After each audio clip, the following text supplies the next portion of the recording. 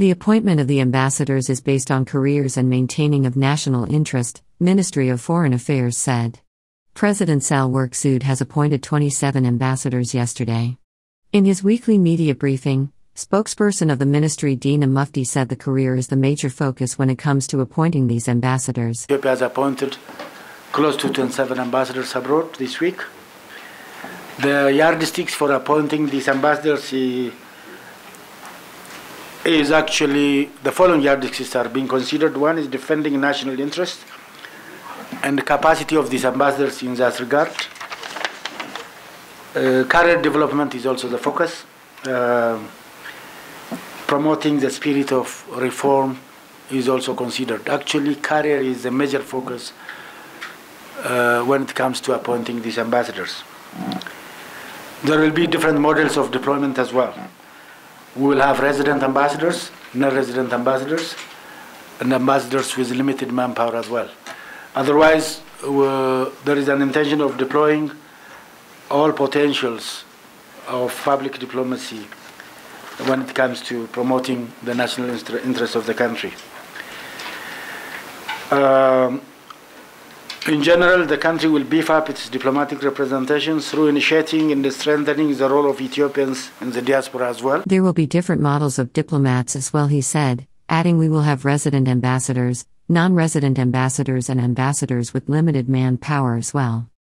Of course, there is an intention of deploying all potentials of public diplomacy when it comes to promoting the national interest of the country, according to Dina.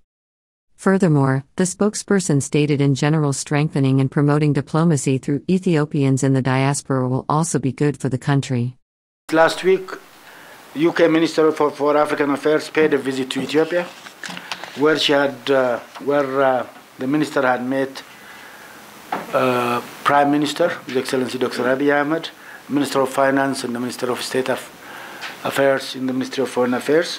Moreover, spokesperson said that the Prime Minister Abiy Ahmed held discussion with UK's Minister for Africa, Latin America, and the Caribbean, Vicky Ford, about current issues in Ethiopia and the relationship between the two countries last week. State Minister of Foreign Affairs Redwan Hussein had also discussion with Ford and briefed the current situation in the country, who had said the need to hold people accountable for sexual assaults in conflict areas. He stressed the commitment of the government to look into the matter, noting the cooperation during the joint investigation of UNEHRC, Dina said. UK's Minister for Africa, Latin America, and the Caribbean, Vicky Ford, appreciated the decision of the government of Ethiopia not to lead its military forces into the Tigray region as a commitment for peace in Ethiopia. Dina added that Ford also applauded the release of prisoners as a good sign from the Ethiopian government, and ongoing efforts to have an all-inclusive dialogue for lasting peace in Ethiopia.